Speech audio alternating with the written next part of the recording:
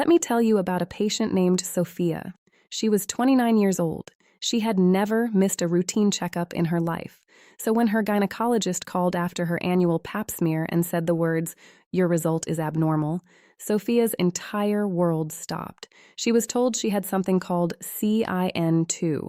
Her doctor said she needed a colposcopy, a biopsy, possibly a procedure to remove the abnormal cells.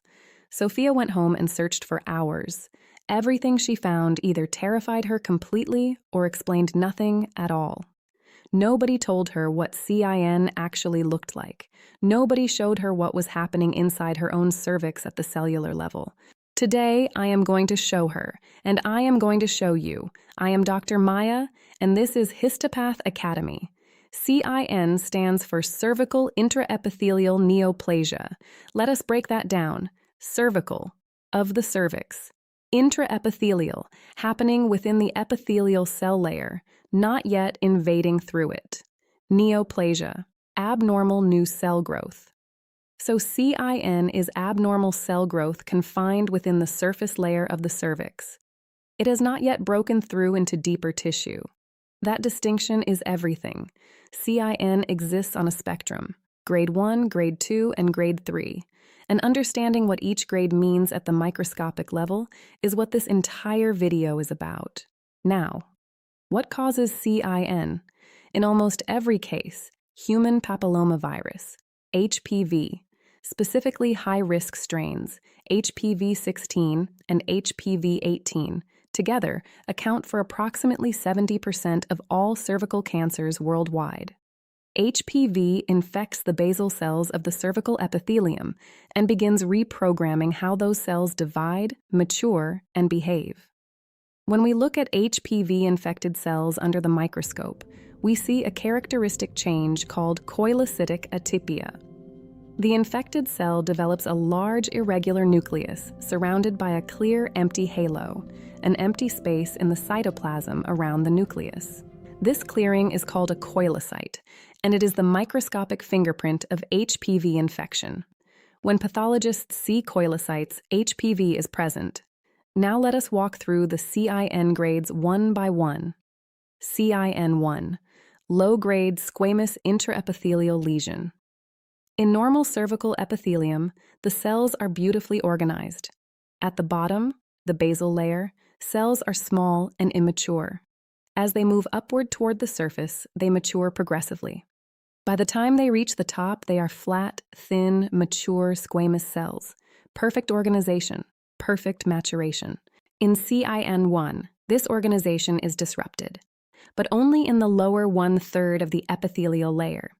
The bottom third shows immature cells with slightly enlarged irregular nuclei.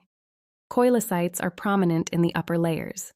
The upper two-thirds of the epithelium still show relatively normal maturation. CIN1 has a high rate of spontaneous regression. Approximately 60% of CIN1 lesions resolve on their own without treatment. The body's immune system clears the HPV infection and the cells return to normal. This is why CIN1 is typically managed with surveillance rather than immediate treatment. CIN2, moderate-grade squamous intraepithelial lesion. Now the disruption extends into the middle third of the epithelium. The lower two-thirds show immature, atypical cells with enlarged irregular nuclei, increased nuclear to cytoplasmic ratio, and visible mitotic figures. Some of those mitotic figures appear abnormal. The chromosomes are dividing in irregular patterns. Only the upper one-third shows any maturation. CIN2 is the crossroads diagnosis. It has a moderate regression rate, approximately 40%, but also a meaningful risk of progression to CIN3 if left untreated. Most guidelines recommend treatment at this stage. CIN3, high-grade squamous intraepithelial lesion, carcinoma in situ. This is the most severe pre-invasive lesion. Now the full thickness of the epithelium, all 3/3, is replaced by immature atypical cells. There is virtually no maturation from bottom to top. The cells throughout the entire layer look abnormal. Nuclei are large, irregular, hyperchromatic, deeply dark staining. Mitotic figures are numerous, and many are abnormal. The epithelial surface has lost all its normal architecture, but here is the critical point, and this is what separates CIN3 from invasive cancer. The basement membrane is still intact. The abnormal cells have not broken through into the underlying connective tissue. They are contained. They are pre-invasive. They are completely treatable. When that basement membrane breaks, when atypical cells invade through it into the stroma below, that is the moment CIN3 becomes invasive squamous cell carcinoma. That is the line between precancer and cancer, and your pathologist is looking at that line every single time they examine a cervical biopsy.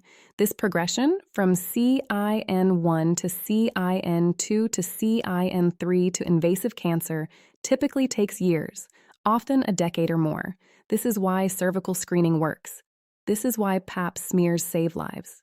Because we can see this progression happening and intervene before that line is crossed. Treatment for CIN2 and CIN3 typically involves a procedure called LEEP, loop electrosurgical excision procedure, where the abnormal transformation zone is removed, or cone biopsy, where a cone-shaped piece of cervical tissue is excised. After treatment, follow-up Pap smears and HPV testing confirm clearance. For Sofia, her CIN2 was treated with LEEP. Her margins were clear.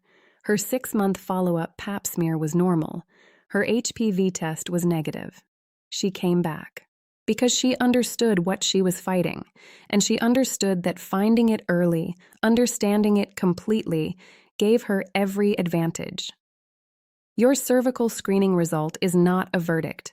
It is information, and now you have the knowledge to use it.